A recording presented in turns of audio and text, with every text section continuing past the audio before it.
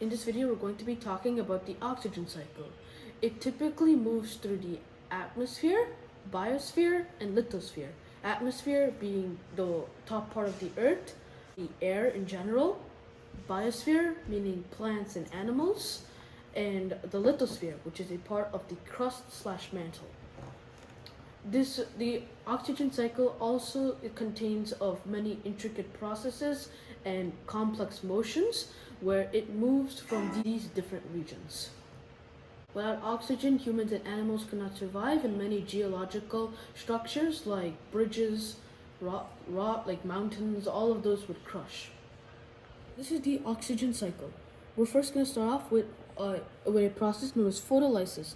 This is basically the breaking down of water, and when you break down water, there are a bunch of particles such as elements and protons. One of these elements would be oxygen. This oxygen is then released back into the atmosphere, in which it's either inhaled by an organism like animals or humans, or could be mixed with carbon to create carbon dioxide, CO2, which is then inhaled by the plants.